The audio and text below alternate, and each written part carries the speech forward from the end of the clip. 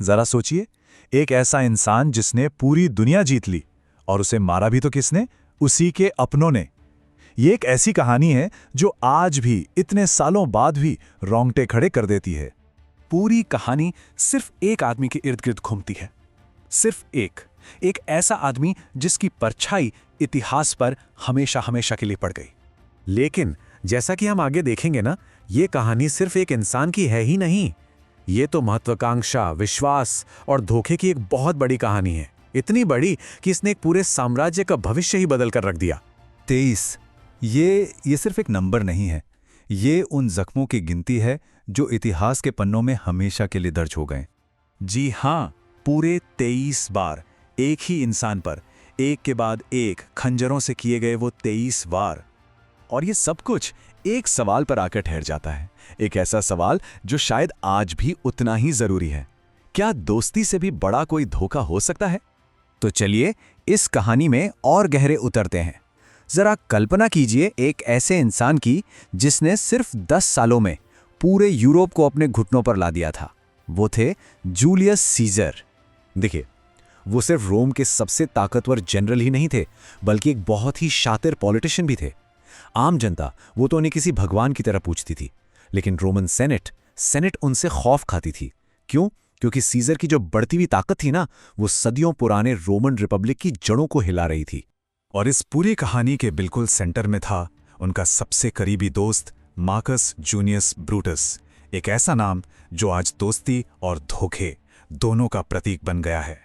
तो अब कहानी एक ऐसे मोड़ पर पहुंचती है जहां दोस्ती, डर और पावर का एक बहुत ही खतरनाक खेल शुरू होने वाला था। बात है 44 BC की। तब तक सीजर सिर्फ एक जनरल नहीं रह गए थे, उन्हें एक टाइटल दिया गया, डिक्टेटर परपेचुओ। इसका मतलब क्या था? मतलब था जिंदगी भर के लिए डिक्टेटर, यानी तानाशाह। अब रोम जो राजशाही से, मतलब राजा महाराजाओं के राज से नफरत करता था, उसके लिए यह टाइटल एक खतरे की घंटी जैसा था। और यहीं पर हमें रोम का असली संघर्ष देखने को मिलता है। एक तरफ थी सीजर की एम्बिशन और दूसरी तरफ था सेनेट का डर। उन्हें लग रहा था कि अगर सीजर राजा बन गया तो ये जो रिपब्लिक है ये तो खत्म हो ही जाएगा, साथ में उनकी अपनी पावर भी हमेशा हमेशा के लिए चली जाएगी। और बस इन्हीं डरे हुए सेनेटर्स ने ब्रूटस को अपनी तरफ खींचने की कोशिश शुरू कर दी। उन्होंने उससे एक सीधा सा सवाल पूछा, ब्रूटस, तुम रोम से प्यार करते हो या सीजर से? सोचिए, इस एक सवाल ने ब्रूटस के मन में एक जंग छेड़ दी। अब कहानी में एक और मोड़ आता है।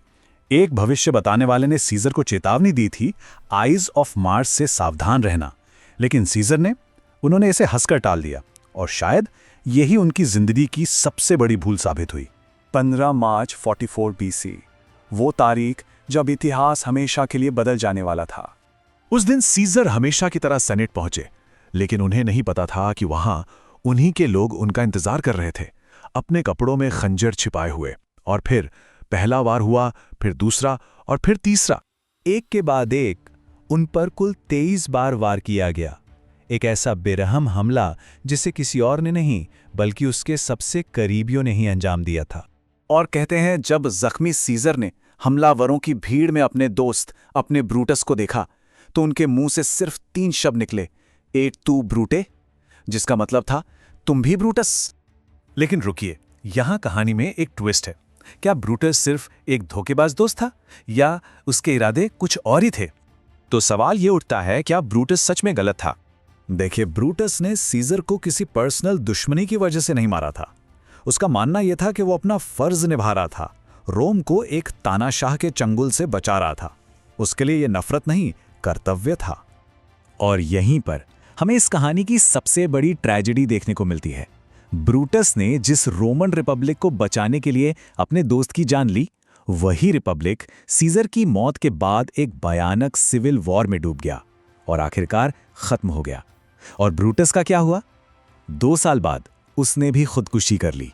ये कहानी 2000 साल से भी ज्यादा पुरानी है, पर यह आज भी हमें बहुत कुछ सिखाती है। जूलियस सीजर की कहानी सिर्फ इतिहास का एक पन्ना नहीं है, ये पावर, दोस्ती और फर्ज के बीच फंसे हर इंसान के लिए एक सबक है।